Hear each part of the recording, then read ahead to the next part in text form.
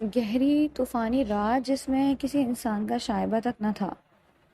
بادل کبھی زور سے گرجتے اور چمک سے ایک لمحے کو روشنی آتی، پھر سے اندھیرا ہو جاتا اور تھوڑی ہی دیر میں شدید طوفانی بارش ہو گئی۔ اس طوفانی رات میں سنسان سڑک پر ایک گاڑی پوری رفتار سے چلتی جا رہی تھی۔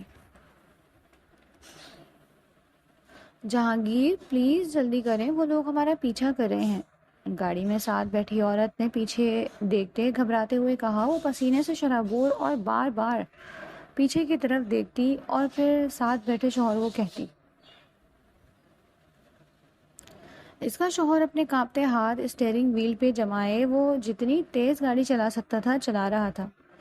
خوف نے ان دونوں کو جکڑ رکھا تھا۔ طوفانی رات اور پیچھا کرتی نامعلوم گاڑی ان دونوں کو خوف دلانے کے لیے کافی تھی۔ وہ دونوں کسی تقریب میں گئے جہاں سے واپسی پر موسم شدید خراب ہو گیا تھا۔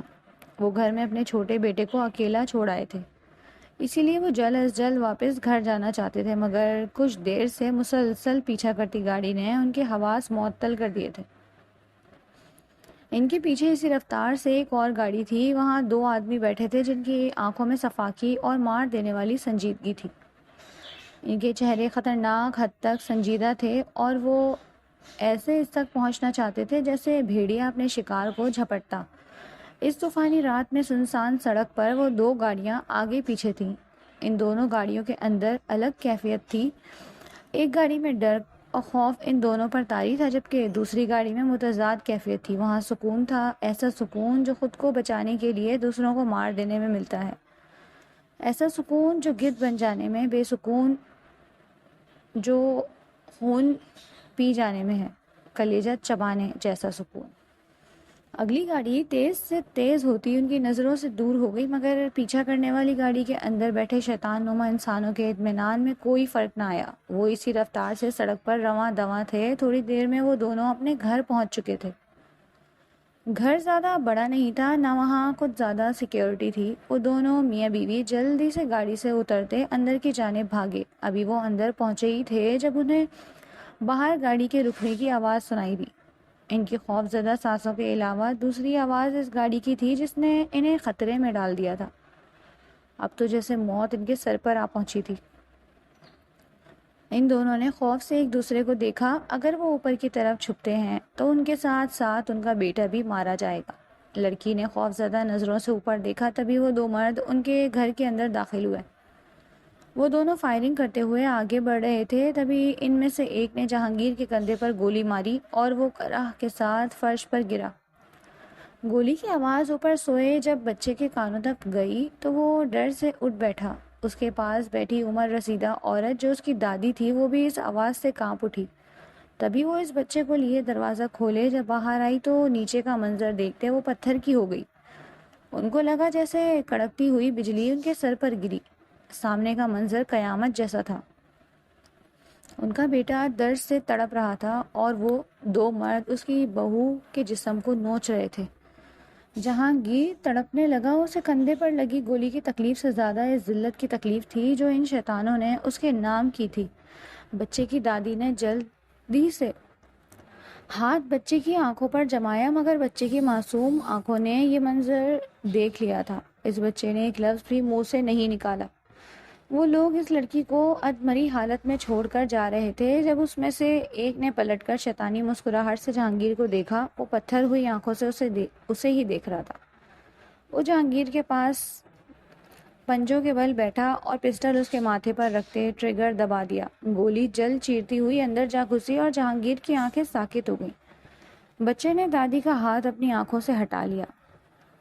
تبھی بجلی ایک لمحے کو زوردار آواز کے ساتھ چمکی اور یہ وہی لمحہ تھا جب اس بچے نے ان دو مردوں کے چہرے دیکھ لیے، اپنے ماں باپ کی لاشوں سمیت ان کے چہرے بھی اس نے اپنی آنکھوں میں نقش کر لیے تھے۔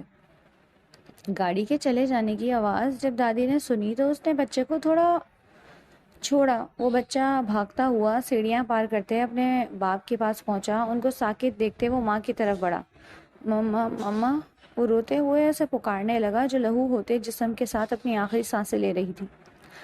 دادی بھی اس کے ساتھ نیچے آئی۔ وہ اپنے بہو اور بیٹے کو اس حالت میں دیکھتے رو پڑی۔ زاران، بشرا نے کانپتا ہاتھ اٹھاتے اس کا چھوٹا سا ہاتھ تھاما۔ تو تم ان سے بدلہ لینا۔ انہوں نے روتے ہوئے بیٹے کو بوجھل ہوتی سانسوں کے ساتھ اٹکتے ہوئے کہا۔ تبھی انہوں نے ایک ہچکی لی اور ان کا ہاتھ بچے کے چھوٹے سے ہاتھ میں ساکت ہو گیا۔ وہ بچہ زور زور سے رونے لگا۔ ماما، دادی دیکھو نا، ماما اٹھ نہیں رہی۔ دادی نے اس بلکتے ہوئے بچے کو اپنی آغوش میں چھپا لیا۔ وہ بچہ کبھی ماں کے پاس جا کے روتا تو کبھی باپ کے پاس۔ کتنا کہا تھا انہوں نے بیٹے کو کہ یہ کام چھوڑ دے، مگر جہانگیر نے ان کی ایک نہ سنی، اور آج ان کی بوڑھی آنکھوں نے قیامت سا منظر دیکھا تھا۔ اسی دن کے خوف سے وہ اپنے بیٹے کو ISI جوائن کرنے اور پھر دشمن پال لینے سے روکتی تھی۔ اے لڑکی، تم برگر کھاؤ گے؟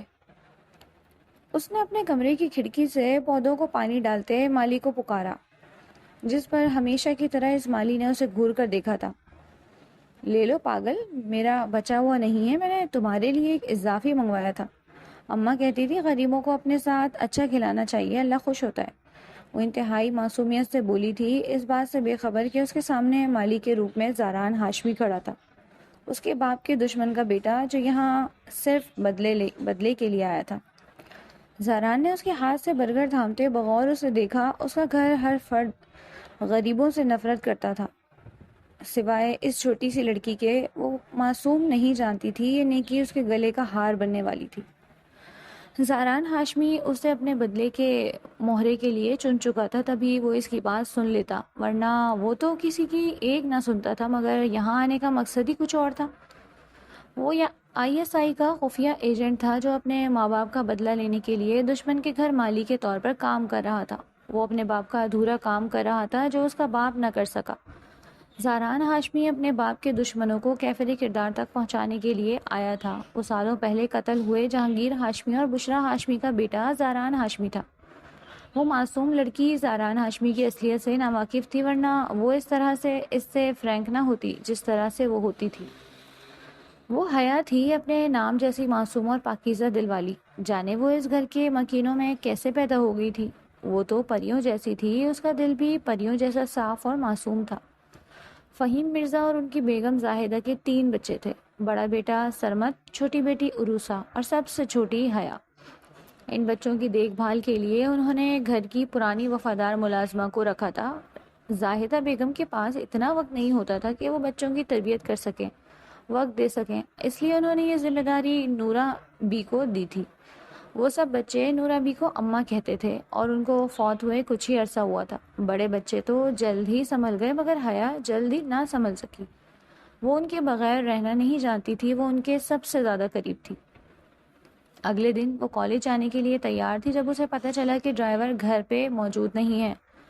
سرمد آفس چلا گیا تھا اور بابا جان بھی اس وقت زاران کے سوا اور کوئی نہیں تھا جو اسے آج کے دن کالج چھوڑا تھا۔ دھلے چہرے کے ساتھ بالوں کی اونچی پونی کیے وہ شہد رنگ آنکھوں والی حیا سادہ سے فراک میں گلے میں دوپٹہ ڈالے بہت پیاری لگ رہی تھی۔ وہ بھاری بیگ اٹھائے اس کی طرف بڑی، آنکھوں میں صبح صبح ہی جھنجھلاہٹ واضح تھی۔ زاران جو پودوں کے بیچ کھڑا کٹنگ کر رہا تھا اسے یوں اپنے پاس آ کر رکتے دیکھ چونک گیا۔ کیا تم مجھے کالج چھوڑ سکتے ہو؟ وہ آنکھوں میں بیزاری سجائے اس کے سامنے کھڑی تھی۔ جی نہیں میڈم، مجھے گاڑی چلانا نہیں آتا، اس نے واضح انکار کیا۔ کوئی بات نہیں، تم مجھے بائک سے بھی ڈراپ کر سکتے ہو۔ اس نے حیرانگی سے اس چھوٹی لڑکی کو دیکھا جو اس سے 10-12 سال چھوٹی تھی، مگر اس نے خود کو اتنا فٹ رکھا تھا کہ وہ 25 سال کا لگتا، مگر وہ 30 سال کا تھا، اس 18 سالہ لڑکی سے 12 سال بڑا۔ یہ میرا کام نہیں ہے میڈم، آپ ڈرائیور کو بول دیں۔ اوفو، ڈرائیور نہیں ہے تبھی تو تمہیں بول رہی ہوں، وہ قدرے جھنجھلا کر بولی۔ پلیز چلو نا۔ اور اگلے لمحے وہ دونوں زاران کی بائک پر بیٹھے، وہ اس کے پیچھے بیٹھی کالج جا رہی تھی۔ زاران نے کہا تھا اسے گاڑی چلانا نہیں آتی تھی۔ وہ ایک بے ضرر سا معمولی سا غریب لڑکا تھا۔ وہ پینٹ شرٹ میں پرانے شوز پہنے وہ عام سا لڑکا جس کے ماتھے پر ہر وقت بال بکھرے رہتے تھے اور اس کی بھوری آنکھیں ہر وقت چوکنا رہتی۔ وہ جب کالج کے گیٹ پر پہنچے تو بہت ساری لڑکیوں کی نظر اس پر پڑی جو ایک خوبصورت مرد تھا۔ وہ سب اسے دیکھتی ایک دوسرے سے کچھ کہتی ہنسنے لگی۔ حیا نے غصے سے ان لڑکیوں کی طرف دیکھا، وہ سب اسے زہر لگی۔ آپ کیوں ابھی تک کھڑے ہیں؟ اس نے پہلے لڑکیوں کو پھر اسے غصے سے دیکھتے کہا جو ابھی تک کھڑا اپنی باڈی کی نمائش کے ان کے سامنے کر رہا تھا۔ ہاں، وہ غصے سے آگے بڑھ گئی۔ زاران کے چہرے پر اس کے تاثرات دیکھتے لبوں کے کونے پر مسکراہٹ چمکی، مگر خود کو جلدی کمپوز کرتے وہ واپس گاڑی سٹارٹ کرتا چلا گیا۔ حیا، تم اپنے بھائی کے ساتھ آئی ہو کیا؟ وہ لڑکیاں جو ابھی زاران کو دیکھ رہی تھیں وہ اسے روک کر پوچھنے لگیں۔ حیا نے انہیں سخت چتونوں سے گھورا۔ جی میرے بھائی ہیں، اور خبردار ان کے بارے میں کچھ ایسا ویسا سوچا تو۔ وہ ان کے کچھ کہنے سے پہلے ہی غصے سے کہتی چلی گئی، ارے ہم تو بس پوچھ رہی تھیں۔ اسے اپنے پیچھے ان کی خفیف سی آواز سنائی دی، ہاں ایسے کہہ رہی تھی۔ اس نے منہ بگاڑتے ان کی کاپی کی اور سر جھٹکتے اپنے کلاس روم کی طرف بڑھ گئی۔ زاران ہاشمی اسے چھوڑ کر سیدھا اپنے کوارٹر میں آیا۔ باقی ملازموں کی طرح اسے بھی ایک الگ کمرہ ملا تھا جہاں وہ رہتا تھا۔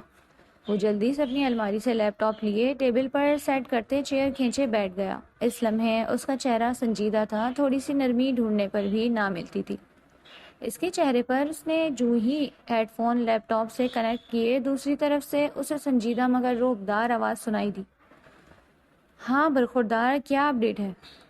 کچھ خاص نہیں، ابھی تک کچھ نہیں ملا۔ کچھ ملا نہیں یا تم نے ڈھونڈنے کی کوشش نہیں کی؟ ان کی روبدار آواز میں اب طنز بھی محسوس ہوا تھا زاران کو۔ میں ڈھونڈ لوں گا۔ مجھے ٹال رہے ہو یا خود کو؟ وہ دشمن کی بیٹی ہے، اس کے بارے میں اتنا مت سوچو۔ اس نے جیسے زاران کے دل پر تیز دھار چھری چلائی تھی کہ وہ ان کے سامنے اف بھی نہ کر پایا۔ شکار کرنے کے لیے کوئی پتھر تمہاری راہ میں رکاوٹ بن رہا ہے تو اسی پتھر کو شکار کے لیے استعمال کرو، مگر خود کو اس رکاوٹ کی نظر مت ہونے دو۔ وہ کس چیز کی طرف اشارہ کر رہے تھے زاران ہاشمی بخوبی جانتا تھا، جبکہ اسے دوبارہ سے یہ سب یاد دلا کر وہ اب سگار کے کش لے رہے تھے۔ زاران نے اپنی آنکھیں مسلی۔ ابھی وہ کچھ کہتے جب اس نے کال ڈسکنیکٹ کر دی اور ہیڈ فون اتارتے سر کرسی کی پشت سے ٹکا دیا۔ وہ جب سے آیا تھا اسے یہاں کے ہر فرد سے نفرت تھی۔ وہ حیا سے بات کرتا تھا کیونکہ اس نے حیا کی آنکھوں میں اپنے لیے واضح پسندیدگی دیکھی تھی۔ اس نے جب یہ بات اپنے سینئر ایجنٹ کو بتائی، انہوں نے اسے مشورہ دیا کہ یہ اچھا موقع ہے دشمن سے بدلہ لینے میں، دشمن کی بیٹی کا استعمال کرو۔ ایسا نہیں تھا کہ وہ اس سے محبت کرتا تھا، مگر وہ اس معصوم لڑکی کو ان سب میں استعمال نہیں کرنا چاہتا تھا۔ وہ واپس بھی نہیں پلٹ سکتا تھا کیونکہ دشمنوں کا خاتمہ اسے ہی کرنا تھا۔ وہ صرف ملک کے ہی نہیں، اس کے ماں باپ کے قاتل اور دشمن بھی تھے۔ اس کی آنکھوں کے سامنے اپنی ماں کا بکھرا جسم اور اس کی آخری بات یاد آئی۔ اسے اپنے باپ کا لہو ہوتا جسم اور ان کی تکلیف یاد آئی۔ وہ آنکھیں میچ کر رہ گیا۔ وہ دشمن کی بیٹی تھی، وہ اسے ایسے ہی نہیں جانے دے سکتا تھا۔ وہ اسے پسند کرتی تھی تو یہ حیا کی زندگی کی سب سے بڑی غلطی ثابت ہونے والی تھی۔ شام کے سائے گہرے ہو رہے تھے جب اس نے حیا کو باغ میں پھولوں کے پاس دیکھا۔ ان کے گھر کے ساتھ ہی گارڈن ایریا تھا جہاں بہت سارے پھول اور پودے تھے۔ وہ انہی پھولوں کے درمیان کھڑی گلاب کے پھول توڑ رہی تھی۔ زاران وہاں سے گزرا تو اسے حیا کی کرہ سنائی دی، جسے وہ تکلیف سے کرائی ہو۔ وہ اس کی طرف غصے سے بڑھا، میں نے آپ کو کتنی بار منع کیا ہے پھول مت توڑا کریں؟ وہ جو انگلی زخمی کیے بیٹھی تھی نم آنکھوں سے اس کی طرف دیکھنے لگی۔ مجھے کانٹا چبھا اور آپ پھر بھی مجھے ڈانٹ رہے ہیں؟ وہ بچوں کی طرح ہونٹ لٹکائے نم آنکھیں لیے معصومیت سے بولی۔ آنسو کسی بھی وقت گالوں پہ گرنے کو تیار تھے، پر سامنے زاران تھا جسے وہ غصے سے کھڑوس اور سڑیل آدمی کہتی تھی۔ اس کے چہرے کی سختی میں کوئی تبدیلی نہیں آئی۔ وہ واپس چلا گیا۔ چند منٹ بعد آیا تو اس کے ہاتھ میں فرسٹ ایڈ باکس تھا۔ وہ دھیرے سے اس کے پاس بیٹھا اور اس کی انگلی تھامے اس پر پائیوڈین کا پھایا رکھتے اسے پٹی کرنے لگا۔ اس کی چھوٹی سی انگلی سے خون بھل بھل نکلتا زاران کے ہاتھ پر گرنے لگا۔ حیا نے تکلیف سے لب دانتوں تلے دبائے۔ جب اتنی تکلیف ہوتی ہے تو کیوں کانٹوں کو چھیڑتی ہیں آپ؟ میں بس پھول توڑ رہی تھی، اس نے معصومیت سے کہا۔ محترمہ، پھول توڑیں گی تو کانٹے تو چبھیں گے، تو یہ تو کانٹوں کی غلطی ہے نا؟ حیا نے سوں سوں کرتے منطق پیش کی تھی۔ وہ نظریں اٹھائے اسے دیکھنے لگا۔ شہد رنگ آنکھیں پانی سے بھری تھیں اور ہونٹ ہلکے سے لرزنے لگے۔ وہ یوں اس کے اتنے قریب بیٹھے دیکھتے ہوئے اسے پزل کر رہا تھا۔ حیا کی انگلی جس پر وہ پٹی کر چکا تھا ابھی تک تھامے بیٹھا تھا۔ اس نے ہاتھ بڑھاتے ہوئے اس کے گالوں پر آئی ایک لٹ کو ہلکے سے انگلی کے پوروں سے کان کے پیچھے اڑسا۔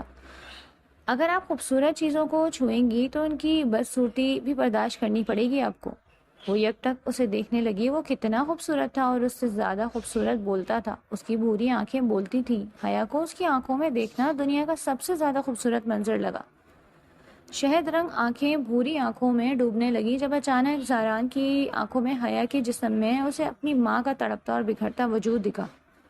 اس نے ایک جھٹکے سے حیا کا ہاتھ جھٹکا، اس کی آنکھیں شدید سرخ ہوتی خون چھلکانے لگی، ماتھے کی رگیں غصے سے بھڑکنے لگی۔ وہ جھٹکے سے اٹھتا، لمبے لمبے ڈگ بھرتا اس کی آنکھوں سے اوجھل ہو گیا۔ پیچھے وہ ویسے ہی بیٹھی رہی جیسے وہ جھٹک کر گیا تھا، وہ ابھی تک نہیں سنبھلی تھی۔ اس کی آنکھوں سے آنسو گر کر گال پر بہتا چلا گیا۔ وہ جو کانٹا لگنے کی تکلیف سے نہیں روئی تھی، وہ اس شخص کے یوں جھٹکنے پر رو پڑی۔ اس کا جھٹکنا حیا کو اس کی توہین لگا، یوں جیسے زاران نے بھرے بازار میں اسے بے عزت کیا ہو۔ کچھ اس طرح کی تکلیف محسوس ہوئی تھی اس لمحے حیا کو۔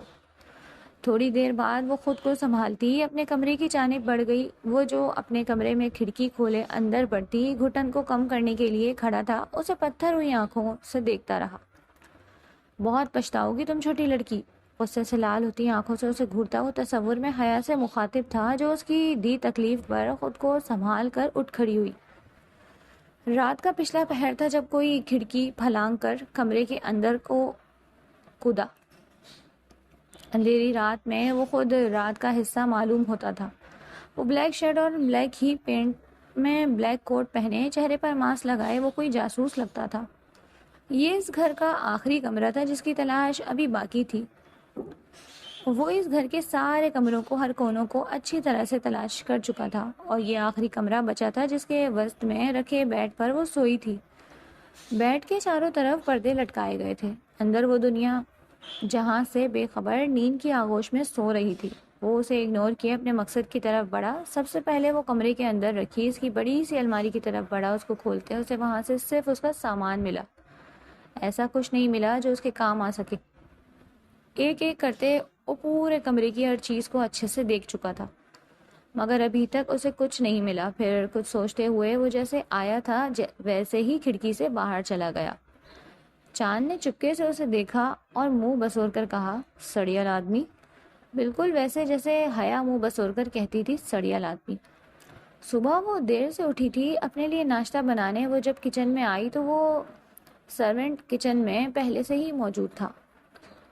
سرونٹ کچن ان کی کچن کے ساتھ ہی تھا، بیچ میں ایک حد رکھی گئی تھی۔ ان کا کھانا وہاں بنتا اور گھر والوں کا یہاں۔ زاران اکثر ناشتے کے بعد اپنے لیے چائے بنانے وہیں آتا، اور آج وہ بھی آئی تھی۔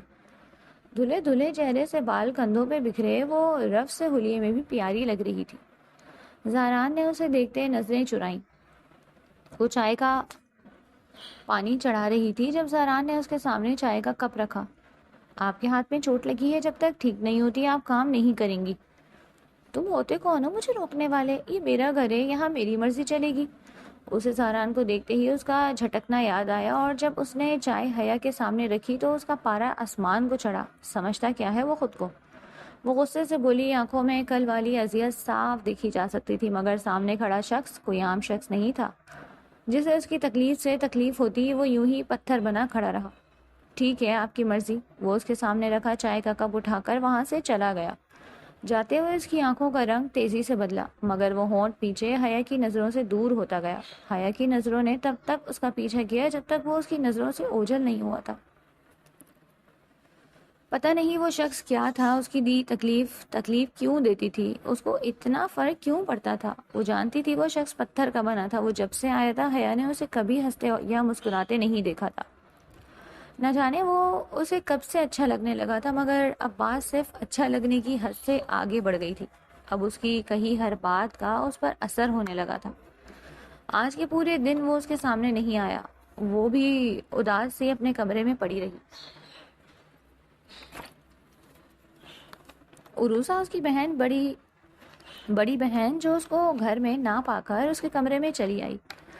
کیا ہوا چندا، طبیعت ٹھیک ہے تمہاری؟ وہ اس کے قریب آتی اس کا ماتھا چھوتے بولی، میں ٹھیک ہوں آپی۔ ارے کہاں سے ٹھیک لگ رہی ہو، دیکھو تو چہرہ کیسے مرجھا رہا ہے تمہارا۔ وہ اسے یوں اداس ہوتے دیکھ کر بولی، چلو اٹھو کہیں باہر چلتے ہیں۔ میرا دل نہیں کر رہا آپی، آپ جائیں۔ ارے ایسے کیسے دل نہیں کر رہا، چلو شاباش جلدی سے اٹھو۔ وہ اسے زبردستی اٹھاتی واش روم کی طرف لے گئی۔ 2 منٹ میں تیار ہو کر نیچے آؤ، شاباش۔ وہ اسے آرڈر دیتی ہی باہر چلی گئی۔ پیچھے وہ بے دلی سے تیار ہونے لگی۔ 5 منٹ بعد وہ تیار ہو کر جب نیچے آئی تو ان سب کے ساتھ زاران بھی کھڑا تھا۔ وہ سب ان کے فیملی فرینڈس کے گھر جا رہے تھے شادی پر، جس میں سے دلہن عروسہ کی دوست تھی، تبھی وہ حیا کو بھی لے جانا چاہتی تھی۔ فہیم مرزا گھر پر موجود نہیں تھے۔ گھر میں 2 گاڑیاں موجود تھیں، ایک کو سرمہ ڈرائیو کرنے والا تھا جبکہ دوسری کا ڈرائیور گھر پر موجود نہیں تھا، اس لیے ان سب نے حیا کو ڈراپ کرنے کے لیے زاران کو بلایا جو حیا کے آنے سے پہلے ہی وہاں پر موجود تھا۔ اس نے زاران کو اگنور کیا، مگر جب اسے معلوم ہوا کہ وہ زاران کے ساتھ جانے والی ہے تو اس نے پھٹی آنکھوں سے عروسہ کو دیکھا۔ آپی میں نہیں جا رہی۔ کیوں نہیں جا رہی تم؟ میں بائک پر نہیں جاؤں گی، اس نے دھیمی آواز میں کہا، مگر زاران نے بخوبی اس کی بات سن لی۔ اب محترمہ اسے اگنور بھی کرے گی؟ کیا مسئلہ ہے تمہیں حیا؟ تم پہلے بھی تو جاتی ہو نا زاران کے ساتھ بائک پر، تو آج کیا مسئلہ ہے؟ پلیز ہنی، آج میرے لیے، اس نے حیا کے گال پہ ہاتھ رکھتے اتنے پیار سے کہا کہ حیا دوبارہ اسے انکار نہ کر سکی۔ وہ خاموش ہو گئی۔ اور یہ کیا پہن رکھا ہے حیا؟ ہم شادی پہ جا رہے ہیں، جاؤ کوئی اچھا سا ڈریس پہن لو۔ آپ نے شادی پہ جانے کے لیے نہیں کہا تھا، اس نے خفگی سے کہا۔ اب تو کہہ رہی ہو نا چندا، وہ عجلت میں بولتی ہی چلی گئی۔ باقی سب بھی چلے گئے۔ حیا نے زاران کی طرف دیکھا جو فون میں مصروف تھا، وہ تن فن کرتی اپنے کمرے میں گم ہو گئی۔ تھوڑی دیر بعد جب واپس آئی تو اس نے سترنگی فراک پہن رکھا تھا، بالوں کو فرنٹ سے پن کیے، پیچھے بال کھلے چھوڑ رکھے تھے، دوپٹہ پیچھے بازو سے گزار کر آگے کی طرف کر رکھا تھا، کانوں میں ایئر رنگز ڈالے وہ بہت حسین لگ رہی تھی۔ زاران نے آہٹ پر سر اٹھا کر دیکھا تو آنکھیں اس کی ایک جھلک پر ہی ٹھہر گئیں۔ بری آنکھوں نے فرصت سے سامنے کھڑی لڑکی کو دیکھا اور دل وہ تو جیسے اس شہد رنگ آنکھوں میں ڈوب گیا تھا۔ اس وقت زاران ہاشمی کو وہ لڑکی دشمن کی بیٹی نہیں بلکہ اپنے دل کی وہ آواز لگی جسے وہ کبھی دل سے سن نہیں پایا۔ وہ خود سفید شلوار قمیص میں آف وائٹ واسکٹ پہنے ان کے گھر کا مالی نہیں بلکہ کوئی اور ہی لگا۔ سکتہ ٹوٹا تو وہ دونوں ہوش میں آئے۔ چلیں، زاران نے اسے ہاتھ سے آگے چلنے کا اشارہ کیا، مگر وہ اس کے آگے کیسے چل سکتی تھی؟ جب وہ اپنی جگہ سے نہیں ہلی تو وہ خود ہی آگے بڑھ گیا اور پھر وہ اس کے پیچھے چل دی۔ وہ بائک سٹارٹ کیے اس کے آنے کا انتظار کر رہا تھا اور وہ اپنا بھاری پیروں کو چھوتا فراک سنبھالے اس کی جانب بڑھ رہی تھی۔ وہ اس کے ساتھ تھوڑا فاصلہ رکھ کر بیٹھی تھی۔ پورے راستے دونوں نے کوئی بات نہیں کی۔ وہ اسے چھوڑ کر آیا تو دل کی حالت عجیب سی ہو گئی تھی۔ وہ اس سے حد سے زیادہ نفرت کرنا چاہتا تھا اور کرتا بھی تھا، مگر اس نفرت میں اسے سکون کیوں نہیں تھا؟ اس نفرت نے اسے بے چین کیوں کر رکھا تھا؟ یہ کیسی نفرت تھی جو اسے ایک پل بھی چین کا سکون نہ لینے دیتی؟ وہ جب پاس ہوتی تو دل اتنا بے اختیار کیوں ہو جاتا تھا؟ فنکشن میں کھڑی حیا کا حال بھی اس سے مختلف نہ تھا، وہ بھی یوں ہی بے چین تھا۔ زاران نفرت میں بے چین تھا اور وہ محبت میں بے چین تھی۔ آخر کیوں وہ اس طرح اس کے ساتھ کرتا؟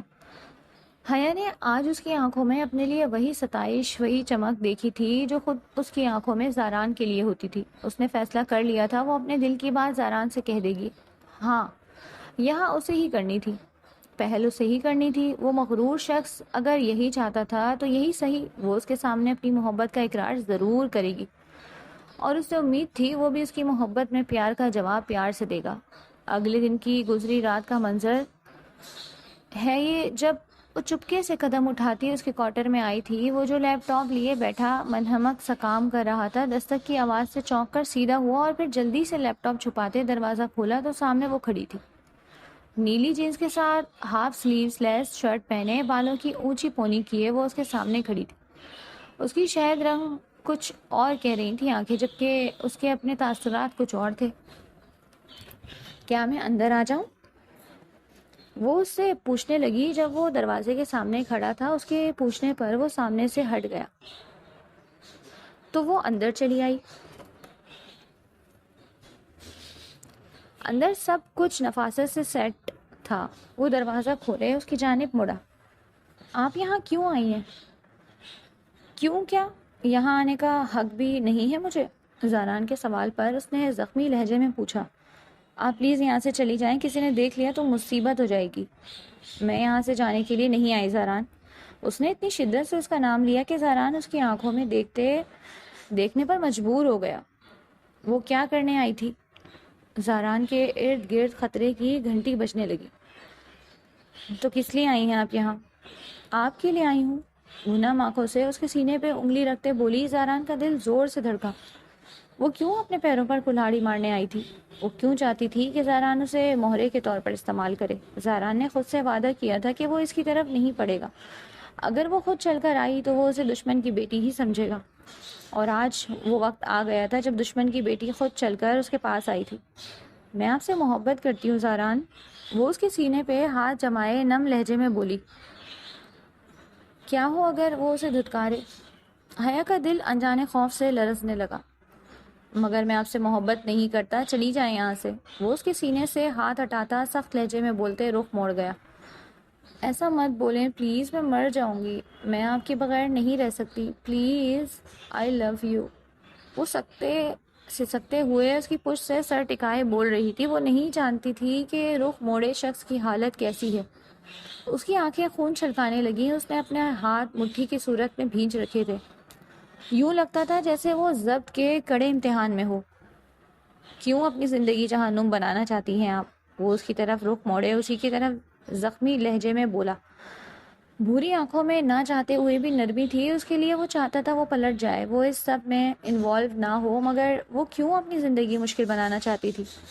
میں آپ کو چاہتی ہوں، وہ روتے ہوئے اس سے بولی، یوں جیسے وہ شکوہ کر رہی ہو کہ اس نے پیار کا جواب پیار سے نہیں دیا۔ زہران نے دھیرے سے انگلی کے پوروں سے اس کے آنسو صاف کیے۔ اس کے لمس پر وہ آنکھیں بند کر گئی۔ ہمارا ملنا ناممکن ہے، جانتی ہیں نا آپ اس مالکن ہیں اور میں نوکر۔ اس حقیقت کو تسلیم کرتی ہیں نا آپ؟ ایسے مت بولیں پلیز، آپ جو بولیں گے میں کروں گی، تو بھاگ چلو میرے ساتھ۔ زہران نے اس کے قریب ہوتے کان میں سرگوشی کی۔ وہ اس کی بات سنتے ساکت ہوئی۔ یہ تو اس نے کبھی سوچا بھی نہیں تھا کہ اسے زہران کی محبت میں یہ کرنا پڑے گا۔ اسے خاموش ہوتے دیکھ وہ استہزائیہ مسکرایا۔ نہیں کر سکتی نا آپ تو یہ محبت کے راگ لاپنا چھوڑ دیں محترمہ، جائیں جا کر سو جائیں، بہت رات ہو گئی ہے۔ وہ اس کا ہاتھ پکڑے دروازے کے باہر چھوڑتا ہے، دروازہ اس کے منہ پر بند کر گیا۔ وہ کیسے اپنے کمرے میں پہنچی وہ نہیں جانتی تھی۔ وہ رات دونوں پر بھاری پڑی تھی۔ زہران نے خود کو سزا دیتے ساری رات آنکھوں میں کاٹی، اور دوسری طرف حیا اپنے کمرے میں دو زانوں بیٹھی روئے جا رہی تھی۔ پھر اس نے فون اٹھائے، زہران کو کال ملائی، دوسری طرف سے اس نے فوراً کال آن کی۔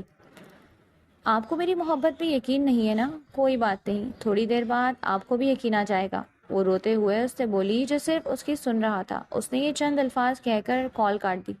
زہران نے دوبارہ کال ملائی مگر اب نمبر بند جا رہا تھا۔ اس نے دوسری پھر تیسری بار کال ملائی مگر اس کا نمبر ہنوز بند ہی جا رہا تھا۔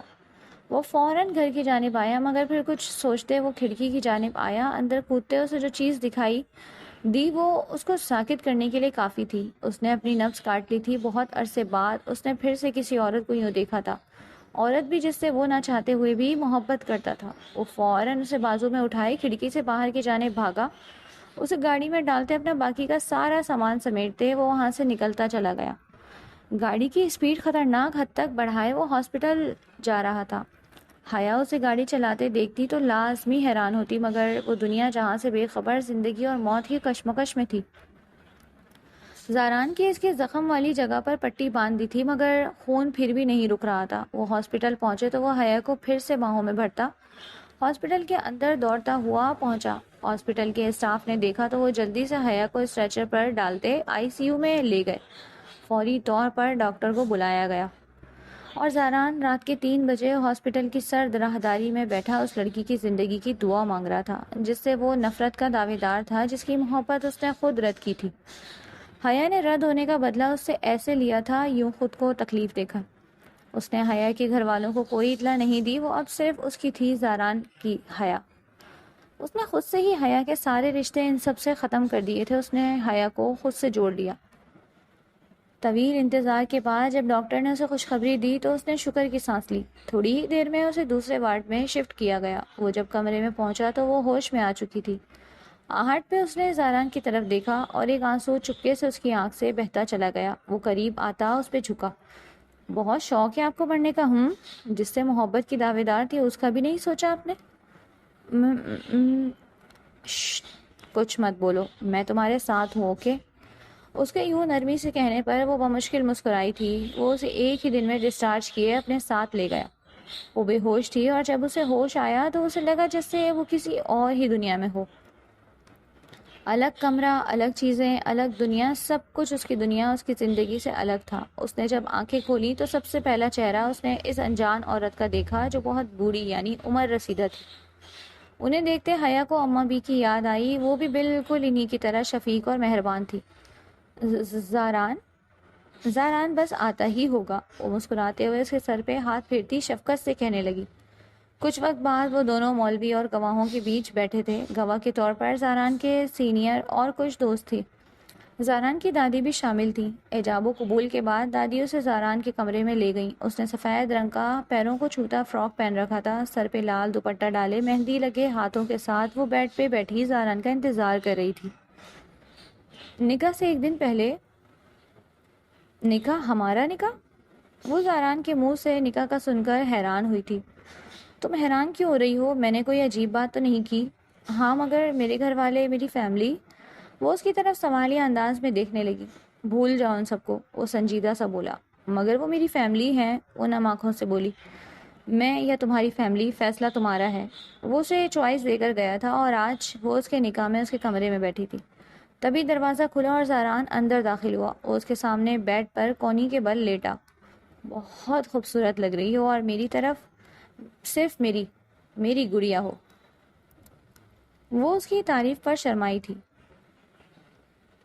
دوسری طرف فہیم مرزا کو جیسے ہی خبر ہوئی کہ حیا گھر سے غائب ہے تو وہ فوراً ہی گھر چلے آئے، مگر کسی طرح سے پتہ نہ چل سکا تھا کہ حیا آخر گئی کہاں۔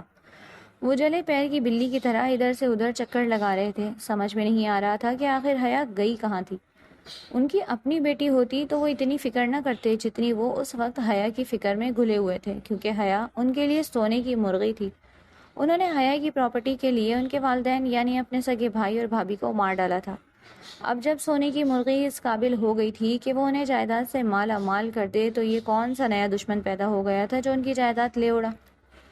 حیا کے ساتھ انہیں اپنے گھر کے مالی کے غائب ہونے کی بھی خبر ملی تھی، اور انہیں کہیں نہ کہیں یہ شک ضرور تھا کہ وہ دونوں ایک ساتھ ہی غائب ہیں۔ وہ مالی انہیں بے ضرر اور معمولی سا لگا تھا، یوں بھی وہ ملازموں میں زیادہ دلچسپی نہیں لیتے تھے، مگر اس بار انہوں نے دلچسپی نہ لینے کی غلطی کر دی اور وہ بہت بری طرح سے پچھتا رہے تھے۔ انہوں نے اپنے بندے اس مالی کے پتے پر بھیجے تھے، مگر وہ سب خالی ہاتھ لوٹے کیونکہ زاران نے مالی کے طور پر جھوٹی انفارمیشن دی تھی۔ دوسری طرف حیا اور زاران دونوں ایک دوسرے کے ساتھ بہت خوش تھے۔ زاران اس کے ساتھ زیادہ سے زیادہ وقت گزار رہا تھا۔ وہ اس کے دشمن کی بیٹی تھی، مگر اس سے پہلے وہ اس کی پہلی محبت اور بیوی تھی۔ اس سے محبت اس پر فرض کر دی گئی تھی اور وہ اپنا فرض نبھانا بخوبی جانتا تھا۔ وہ اکثر رات کو فہیم مرزا کے گھر جاتا اور خالی ہاتھ لوٹ آتا۔ حیا نے آدھی راتوں کو اس کا ساتھ نہ ہونا، اس کا پہلو میں نہ ہونا محسوس کیا تھا، اور صبح ہوتے ہی وہ دادی کے پاس آئی تھی۔ حیا بیٹا، سب خیریت ہے؟ سب خیریت نہیں ہے دادی۔ کیا ہوا بیٹا؟ زاران کدھر ہے؟ یہی تو میں آپ سے پوچھنے آئی ہوں کہ زاران کدھر ہے دادی؟ وہ روز رات کو اٹھ کر کہیں چلے جاتے ہیں، آپ تو جانتی ہوں گی نا وہ کہاں جاتے ہیں۔ جاننا چاہتی ہو تو اپنے دل کو مضبوط کر لو، دادی نے اسے جتایا۔ وہ تمہارے باپ کے گھر جاتا ہے ثبوت لینے۔ میرے باپ کے گھر؟ کس چیز کے ثبوت؟ وہ حیران ہوئی تھی۔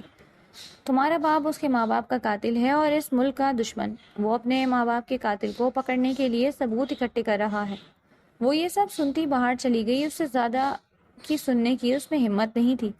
جانے کیوں اسے خود سے نفرت سی محسوس ہو رہی تھی۔ وہ خود کو زاران کی قصوروار محسوس کر رہی تھی۔ زاران جب گھر واپس آیا تو وہ اسے دیکھ کر حیران ہوا، اس کا چہرہ کملایا ہوا لگ رہا تھا۔ حیا کیا ہوا تمہیں؟ آپ کہاں گئے تھے زاران؟ وہ اس کا سوال سنتے خاموش ہوا۔ میں جانتی ہوں آپ کہاں گئے تھے، آپ غلط جگہ ثبوت ڈھونڈ رہے ہیں۔ زاران نے حیا کی باتیں سنی تو اس کی حیرانی سے آنکھیں پھٹی رہ گئیں۔ آپ کو ثبوت بابا کے کمرے میں نہیں بلکہ ان کے خفیہ کمرے میں ملیں گے، اور تمہیں کیسے پتہ یہ سب؟ وہ اسے شکی نظروں سے دیکھتا سوال کرنے لگا۔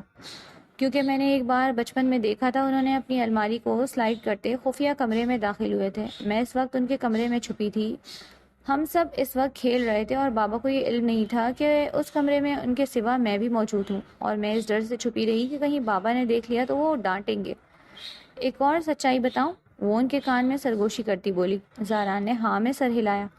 میں فہیم مرزا کی سگی بیٹی نہیں ہوں۔ واٹ؟ وہ اس کی بات پر یقیناً چیخ پڑا۔ ہاں میں ان کی سگی بیٹی نہیں ہوں، میں ان کی بھتیجی ہوں۔ انہوں نے بابا کی ساری پراپرٹی کی لالچ میں ماما اور بابا کو مار دیا تھا اور مجھے اس لالچ میں بیٹی بنا لیا کہ جب میں بڑی ہو جاؤں گی تب وہ مجھ سے پراپرٹی چھین لیں گے۔ مجھے لا کر انہوں نے بھی اماں کی جھولی میں ڈال دیا تھا۔ انہوں نے مجھے بالکل ماں کی طرح پالا، اور جب میں 10 کی ہوئی تو ایک دن انہوں نے مجھے بتایا تھا کہ میں بابا کی سگی بیٹی نہیں ہوں، اور انہوں نے اپنی قسم دی تھی مجھے کہ میں یہ بات کسی کو نہ بتاؤں ورنہ بابا مجھے مار ڈالیں گے، اور میں نے تب سے یہ بات اپنے سینے میں دفن کر لی۔ وہ یک ٹک اسے بولتے ہوئے دیکھنے لگا، جس کا دکھ بھی اس کے دکھ جیسا تھا۔ اگلے دن جب فہیم مرزا حیا کی تلاش میں شہر سے باہر گئے ہوئے تھے، وہ ان کے گھر ان کے کمرے میں داخل ہوا۔ ان کی الماری کو ٹٹولتے پھر سلائڈ کیا تو حیا کے کہنے کے مطابق ایک الگ کمرہ اوپن ہو گیا۔ وہ اس میں داخل ہوتا حیرانی سے دیکھنے لگا۔ وہ ایک تہہ خانہ جیسا تھا، بڑا سا ہال جیسا کمرہ تھا جہاں ڈھیروں فائلز موجود تھیں۔ وہ ایک ایک فائل کو دیکھتے کھولتے ہوئے دیکھنے لگا۔ وہ سب ثبوت وہاں جمع تھے جو اسے چاہیے تھے۔ وہ ہر اس اہم فائل کو بیگ میں ڈالتا گیا جو اس کے کام آ سکے، اور پھر اپنا کام ختم کرتے وہ وہاں سے چلا گیا۔ وہ جب گھر پہنچا تو حیا اسی کے انتظار میں کھڑی تھی۔ کیا ہوا، مل گئے ثبوت؟ وہ اس سے بےتابی سے پوچھنے لگی۔ ہاں مل گئے ثبوت، شکر ہے۔ اب کیا کرو گے تم؟ اب ان کو صرف سزا ہوگی۔ اگلے دن وہ اپنی ٹیم لیے فہیم مرزا کے گھر کے اندر داخل ہوا۔ تہہ خانے کی پوری تلاشی کی گئی اور فہیم مرزا کو رنگے ہاتھوں پکڑا گیا۔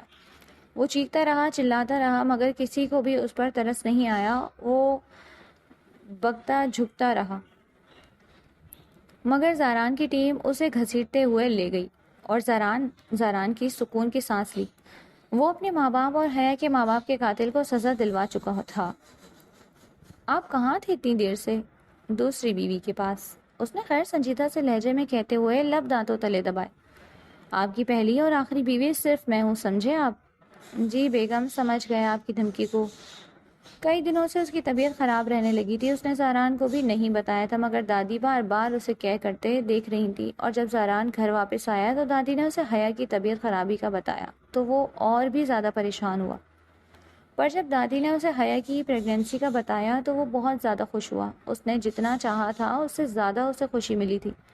وہ رب کا جتنا شکر ادا کرتا کم تھا، توقع سے زیادہ رب نے اسے دیا تھا۔ کچھ مہینوں بعد اس کے ہاتھ میں ایک ننھی سی پری تھی جو بالکل حیا جیسی معصوم تھی۔ اینا میرے پاس آؤ۔ 5 سال کی بچی کھلکھلاتے ہوئے آگے بڑھ رہی تھی اور وہ اس کے پیچھے چھوٹے چھوٹے قدموں سے بڑھ رہا تھا۔ بابا پکڑو بابا، وہ اپنے باپ کو کہتی پھر سے دوڑنے لگی۔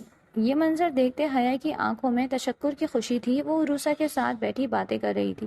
عروسہ ان دونوں سے ملنے ان کے گھر آئی تھی۔ اس کی پوری فیملی حیا سے ملتی تھی اور زاران کو اس چیز سے کوئی مسئلہ نہیں تھا۔ وہ کبھی کبھی اسے وہاں بھی لے جاتا تھا۔ جس سے دشمنی تھی اس کو سزا مل چکی تھی۔ باقی سارے رشتے حیا اور اس کے ساتھ مخلص تھے، اور وہ یہ مخلص رشتے کھونا نہیں چاہتی تھی۔ وہ ان سب رشتوں کے ساتھ ہی جینا چاہتا تھا۔ 2 سال پہلے ہی دادی وفات پا گئی تھی، اور ان کی موت نے زاران کو بہت غمزدہ کیا تھا۔ حیا نے بہت مشکل سے زاران اور اپنی بیٹی کو سنبھالا۔ وہ بہت مشکل سے زاران کو نارمل کر سکی تھی۔ عروسہ کی شادی ہو گئی تھی۔ اس کا ایک چھوٹا سا بیٹا تھا جسے وہ زاہدہ بیگم کے پاس چھوڑ آئی تھی، اور سرمد نے بھی اپنی پسند کی شادی کر لی تھی۔ زندگی اپنی ڈگر پر چل پڑی تھی۔ سب کچھ نارمل تھا، سکون میں تھا، اور زاران خوش تھا کہ حیا اس کے ساتھ خوش ہے۔